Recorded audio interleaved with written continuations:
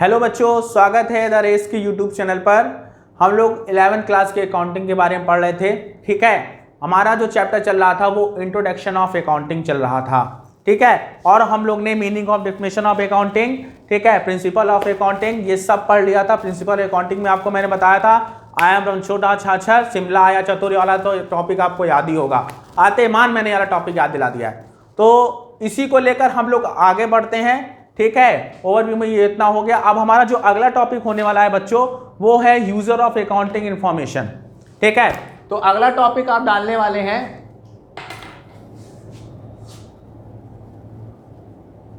User of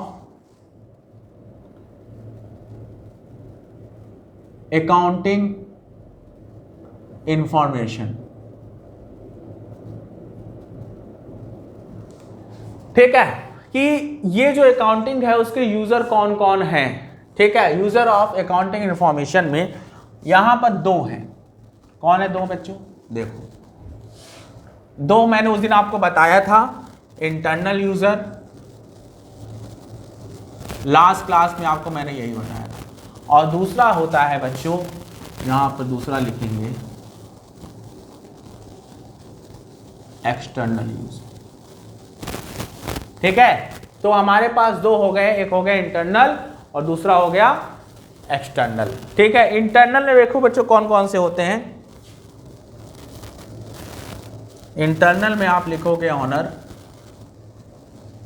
दूसरा management, तीसरा employees,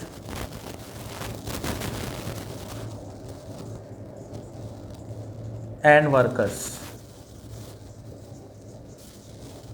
ठीक है, दूसरा आप आ जाइए एक्सटर्नल में। एक्सटर्नल में आप बैंक एंड फाइनेंशियल इंस्टीट्यूशंस।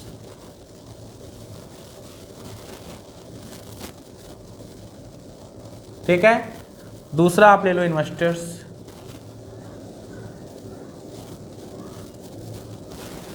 तीसरा आप लोगे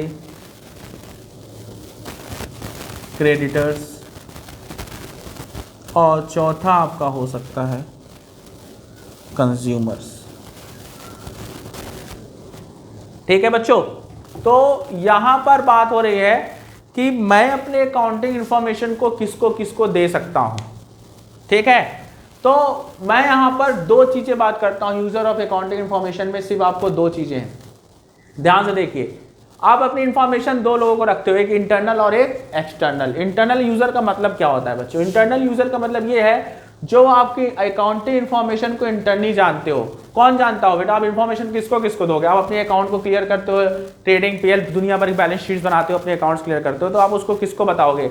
एक होता है ऑनर, कंपनी का जो मालिक होता है उसे पता होता है, आपके कंपनी के मैनेजमेंट को पता होता है। दूसरा, कंपनी के काम करने वाले एम्प्लॉयज एंड वर्कर्स को भी आप कंपनी की प्रोग्रेस के बारे में बताते हो। इसी को कहा जाता है, क्या कहा जाता है बच्चों? इसी को कहा जाता है इंटरनल यूजर। मतलब आपके अकाउंटिंग को जानने वाले वो कौन है? एक इंटरनल है, मतलब अंदरूनी, जो कंपनी में काम करते हैं। अंदरूनी मतलब अंदर वाले, ये इसको अंदर लिख सकते हैं और इसको बेटा बाहर। ठीक है, तो एज आप अंदर की बात करेंगे तो अंदर कौन है? ऑनर है, मैनेजमेंट है, और एम्प्लॉयज एंड वर्कर्स है। वो सब आपके अकाउंटिंग के बारे में जानना, मतलब उनको जानकारी जरूरी है। क्योंकि देखिए, अगर आप एक बिजनेस कर रहे हो, अगर ऑनर को पता ही नहीं है कि उसके बिजनेस में क्या हो रहा है क्या नहीं हो रहा है, तो क्या मतलब ऐसी बिजनेस में अकाउंट करने का? तो इंफॉर्मेशन देना तो बहुत जरूरी है, बहुत ही ज्यादा आवश्यकता है इसकी। ठीक है, तो हमें नहीं लगता कि इंटरनल यूजर में आपको कुछ भी प्रॉब्लम हुई होगी। अब आते हैं एक्सटर्नल यूजर की बात करते हैं। एक्सटर्नल यूजर आपको इंफॉर्मेशन देखिए, ऐसा नहीं है कि आप अगर आप बिजनेस चला रहे हो, जैसे आप बैंक से लोन लेते हो, ठीक है, किसी फाइनेंशियल इंस्टीट्यूशन से आप लोन मांगते हो, तो आपसे वो क्या पूछती है? आपकी कंपनी की प्रोग्रेस पूछती है कि आपकी कंपनी किस पोजीशन में है, किस तरीके से चल रही। ठीक है ना? तो आप वहां पर क्या करोगे, उस बैंक को अपनी एक्सटर्नल यूजर की तरह जानोगे। क्योंकि इंफॉर्मेशन को आप उनको बताओगे, ठीक है, इंफॉर्मेशन बताना वो किस तरह में आएगा, वो एक्सटर्नल यूजर में आएगा। मतलब bank as a financial institution का मतलब ये है कि वो एक्सटर्नल यूजर में आ रहा है, ठीक है ना। इन्वेस्टर्स जो आपकी कंपनी में, आपके कंपनी में पैसा इन्वेस्ट करेंगे बच्चों, वो क्या किस तरह ट्रीट होंगे बेटा, इन्वेस्टर की तरह ट्रीट होंगे, ठीक है। आप उसे इन्वेस्टर का नाम दे सकते हो, ठीक। उसके बाद आपका क्रेडिटर्स, क्रेडिटर्स का मतलब होता है, हिंदी में मैं बता दूं, लेनदार होता है। क्या होता है बच्चों, लेनदार। लेनदार का मतलब यही है कि कोई भी पार्टी जिसको आपसे पेमेंट लेना, मतलब आपको पेमेंट देना है, तो वो आपकी देना जाना चाहता है, क्योंकि आपको गुड्स देगा तो आपकी फाइनेंशियल पोजीशन जानना चाहेगा, ठीक है। तो क्रेडिटर्स भी आपकी इंफॉर्मेशन, अकाउंटिंग इंफॉर्मेशन को लेना चाहता है, ठीक है बच्चों। फिर अगली बात आते हैं कंज्यूमर। भाई अब जो प्रोडक्ट ले रहा है वो भी तो जानेगा कि आपका बिजनेस सही चल रहा है या नहीं चल रहा। आपका मान लो प्रोडक्ट लेके बेचेगा वो बाहर, तो आपकी कंपनी की इंफॉर्मेशन उसे होनी चाहिए, ठीक है। तो ये हैं आपके कौन कौन से, आपके यूजर ऑफ अकाउंटिंग इंफॉर्मेशन, जो है इंटरनल और दूसरा है एक्सटर्नल, ठीक है बच्चों। तो अगली बार हम जो बात करने वाले हैं, अगला टॉपिक जो हमारा होने वाला है, इसको आप नोट करिए, फिर झट से मैं आपको दूसरा टॉपिक बताने वाला हूं, ठीक है। चलिए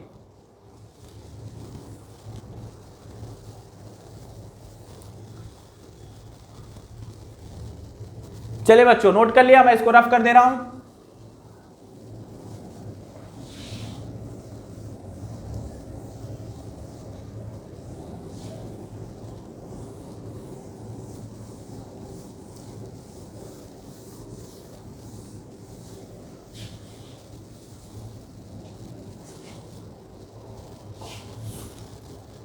अब अगला हमारा आता है objective of accounting. Objective of accounting, accounting करने का क्या ऑब्जेक्टिव हो सकता है, ठीक है बच्चों। तो हम यहां पे अगला टॉपिक देखने वाले हैं, ऑब्जेक्टिव ऑफ अकाउंटिंग, ठीक है। चलिए, तो यहां पर 3 ऑब्जेक्टिव है हमारे, ठीक है, 3 ऑब्जेक्टिव हमारे हैं।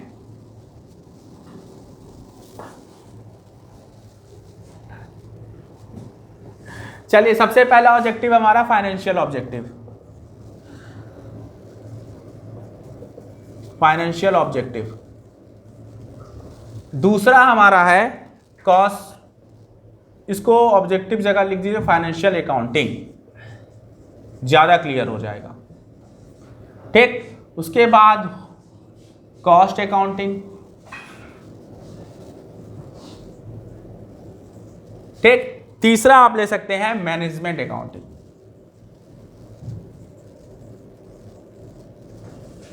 Management accounting. मतलब यहां पर बच्चों कहने का मतलब ये है कि आप जो अकाउंटिंग करने वाले हो उसका मेन ऑब्जेक्ट क्या है, उद्देश्य क्या है। आप अकाउंटिंग तो कर रहे हो तो उसका ऑब्जेक्ट भी तो कुछ होगा ना, ठीक है ना। तो उसका यहां पर आपका 3 ऑब्जेक्ट निकलता है बेटा। यहां पर देखिए, ये है आपका financial accounting, cost accounting and management accounting. Financial accounting का मतलब ये है कि आप अपने बिजनेस के प्रॉफिट एंड लॉस को जानना चाहते हो। किसको जानना चाहते हो बेटा, प्रॉफिट एंड लॉस के, किसके, बिजनेस के। अब भाई ये नहीं जानेंगे तो कैसे जानेंगे। तो ये मकसद हमारा ऑब्जेक्टिव फाइनेंशियल अकाउंटिंग बनाने का यही होता है बच्चों, कि हम अपने बिजनेस के प्रॉफिट एंड लॉस को क्या कर सके, जान सके, ठीक है। इसीलिए फाइनेंशियल अकाउंटिंग की जाती है, ठीक। कॉस्ट अकाउंटिंग हमारे सिलेबस में नहीं है, मगर हम बताते हैं कॉस्ट अकाउंटिंग किसी भी प्रोडक्ट के कॉस्ट के बारे में पूरी जानकारी देती है, प्रोडक्ट की कॉस्ट, इसीलिए कॉस्ट अकाउंटिंग की जाती है। कॉस्ट अकाउंटिंग आपको बीकॉम सेकेंड ईयर में, आप जब 12th पास करके फर्स्ट ईयर पास करके बस सेकेंड ईयर पहुंचोगे तो आपको पूरा सिलेबस कॉस्ट अकाउंटिंग का मिलेगा। तो वहां पर आपको कॉस्ट अकाउंटिंग पूरी पढ़ाई जाएगी। अभी हम लोग जो पढ़ रहे हैं वो कौन सी होती है बेटा, फाइनेंशियल अकाउंटिंग हम लोग पढ़ते हैं, क्योंकि हम एक बिजनेस के प्रॉफिट एंड लॉस को क्या जानना चाहते हैं, क्या कि हमें कितना प्रॉफिट हो रहा है, कितना लॉस हो रहा है। दूसरा ऑब्जेक्ट, तीसरा ऑब्जेक्टिव है मैनेजमेंट अकाउंटिंग। भैया बेटा मैनेजमेंट अकाउंटिंग क्या हो गया, ठीक है। इसको लिख सकते हैं हेल्प टू मैनेजर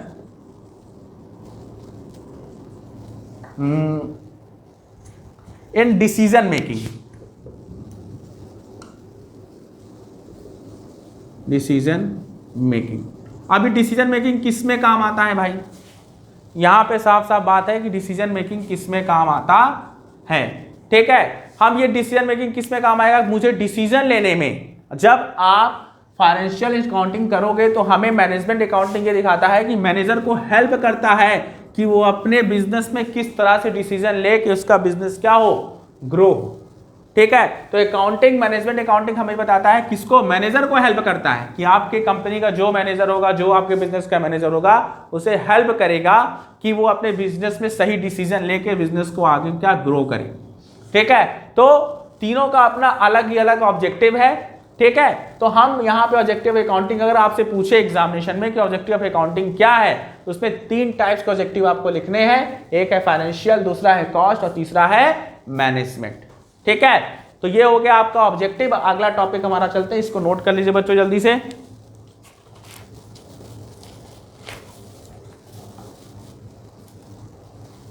चलिए, अगला टॉपिक जो हमारे होने वाला है वो होने वाला है बुक कीपिंग वर्सेस अकाउंटिंग। ठीक है,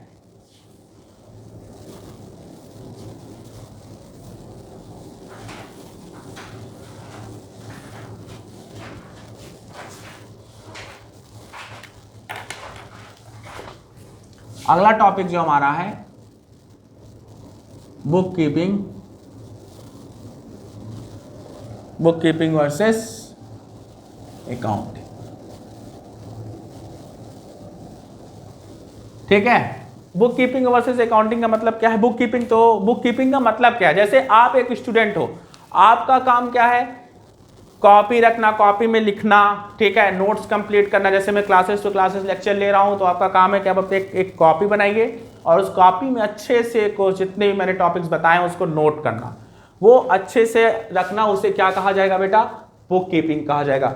मगर उसके बाद अगर आप करने के बाद उसकी कॉपी को चेक करना और उसे सही बताना ये गलत है या सही है, वो कहलाती है अकाउंटिंग। और वो काम कौन करेगा? टीचर करेगा। ठीक है, आप कॉपी में नोट बनाते हो, प्रिपेयर करते हो, सब कुछ करते हो, वो आपकी बुक कीपिंग कहलाती है। बट अकाउंटिंग क्या है? जब तक टीचर उसे चेक नहीं करेगा, कैसे कह सकता है कि वो सही है या गलत है? आप नोट्स बनाए हो मगर क्या पता सही हो चाहे गलत नहीं हो, मुझे टीचर चेक करके बताएगा ना, तो ऐसा उसे आप क्या कह सकते हो? अकाउंटिंग कह सकते हो। तो बुक कीपिंग के मतलब आप क्या करते हो? अच्छे से नोट्स को बनाते हो, प्रिपेयर करते हो और टीचर को चेक कराते हो, तो उसे कहा क्या जाएगा? अकाउंटिंग कहा जाएगा। इसी तरह अकाउंट में कैसे कह सकते हैं? जैसे हमने क्या किया, हमने प्रॉफिट एंड लॉस बना लिया। प्रॉफिट एंड लॉस तो कोई बिजनेसमैन बना लेगा। ठीक है, बैलेंस शीट भी बन गई, आपने सब कुछ तैयार करके दे दिया। ये हो गया आपका क्या? Book keeping.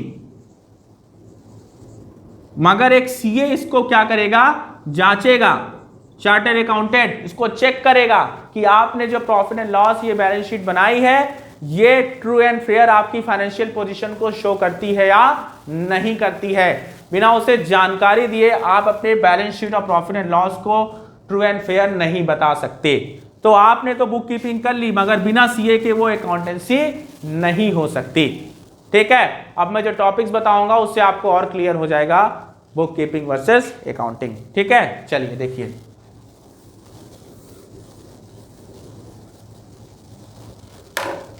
तो यहां पे आप लिखोगे सबसे पहले बेसिस लिख लेना, उसके बाद यहां पे लिख लेना बुक कीपिंग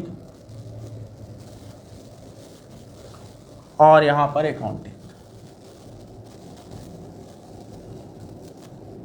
ठीक, सबसे पहले डाल देते हैं स्कोप। पहला पॉइंट,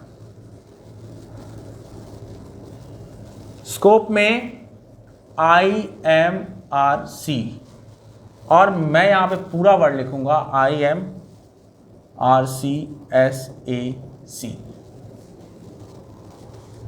अब ये जो है मैंने इसको पढ़ा चुका हूं, आपको याद होगा बच्चों, याद है कि नहीं याद है? नहीं याद है, देखिए स्कोप की बात कर लेते हैं। बुक कीपिंग का मतलब क्या होता है? आपने पढ़ा होगा क्या? रणछोड़ दास छाछड़ वाला याद है कि नहीं? वो टॉपिक रणछोड़ दास वाला याद है कि नहीं? वही टॉपिक यहाँ पे क्लियर होने वाला है। रणछोड़ दास छाछड़, बस इतना ही है। मतलब आपको उसमें क्या करना है? आइडेंटिफिकेशन करना है। ठीक है, समराइजिंग करना है, बस यही काम यहाँ पर होने वाला है। और यहाँ पर आपका देखिए यहाँ पर आपको सब लेना है। एम रणछोड़ दास छाछड़ शिमला आया चतुर, मतलब यहाँ पे क्या है, आइडेंटिफिकेशन है, मेजरमेंट है, उसके बाद उसमें बाद आपको क्या करना है, रिकॉर्ड करना है, फिर क्लासिफाई करना है, फिर समराइजिंग करना है, फिर एनालाइज करना है, फिर कम्युनिकेट करना है। तो यहाँ पर पूरा अकाउंटिंग आ जाता है, ठीक है ना। और यहाँ पर सिर्फ क्या आता है, बुक कीपिंग। यहाँ पर आपको रणछोड़ दास बस आई एम रणछोड़ दास छाछड़ बस यहाँ पर लाके खत्म कर देना है। यहाँ पर आपको पूरा समराइजिंग तक लेके आना है, एनालाइज तक, ठीक है ना। तो वो अकाउंटिंग, मैंने यही बताया ना कि आप खाली प्रिपेयर किए हो मगर उसे पूरा चेक करने का काम एक टीचर का होता है, ठीक है। स्कोप की बात हो गई। दूसरा बेस लीजिए हमारा परफॉर्मेंस की बात कर लेते हैं।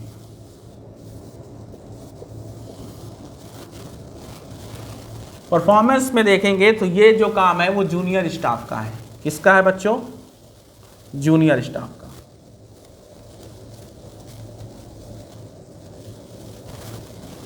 और ये किसका काम है बेटा, सीनियर स्टाफ।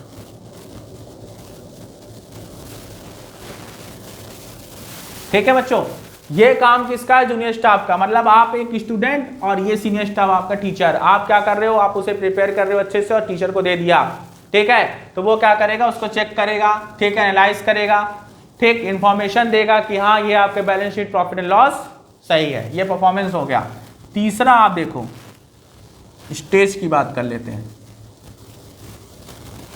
ये जो है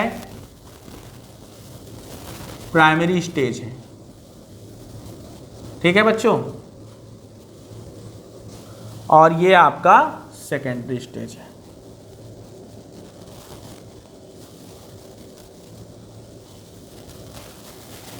ठीक, यहां पे लिख देते हैं being where book keeping end. ठीक है, यहां पर जो स्टेज की बात हो रही है बच्चों, यहां पर ये कह रहा है कि जहां पर ये प्राइमरी स्टेज है, जहां पर ये प्राइमरी मतलब शुरुआत का स्टेज है और जहां पर प्राइमरी स्टेज खत्म हुआ वहीं पर आपकी अकाउंटिंग क्या होती है, शुरू हो जाती है। ठीक है, यहां पर आपका देखो सेकेंडरी स्टेज है, जैसे ही प्राइमरी स्टेज खत्म हुआ सेकेंडरी स्टेज आ गया। सेकेंडरी स्टेज मतलब being where book keeping end, जहां पर बुक कीपिंग मतलब एंड होती है वहीं पर आपकी अकाउंटिंग क्या होती है, शुरू हो जाती है। ठीक है, ये क्लियर हो गया। फोर्थ पॉइंट देखिए हमारा, नेचर ऑफ जॉब।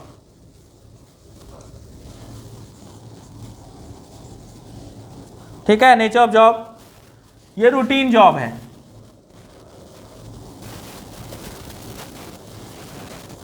ठीक है, और ये क्या है, ये सिस्टमैटिक है।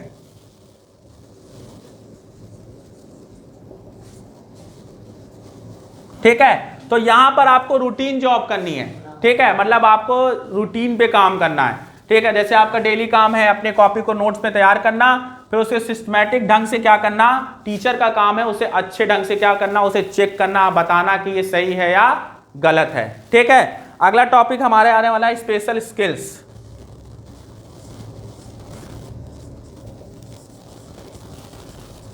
अच्छा, आप खुद बताइए, आपको लगता है कि आपको बुक कीपिंग के लिए किसी प्रकार की स्किल्स की जरूरत है?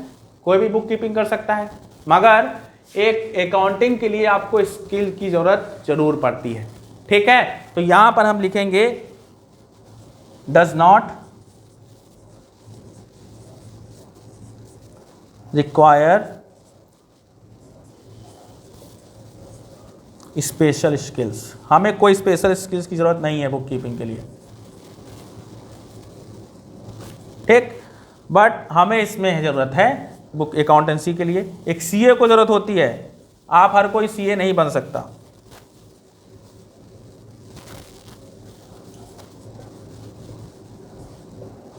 ठीक है ना, तो इसमें आपको स्किल की जरूरत पड़ेगी अकाउंटिंग में। बुक कीपिंग तो कोई भी कर लेगा, आप नोट्स बना लोगे, मगर आप क्या चेक कर लोगे वो सही है या गलत है?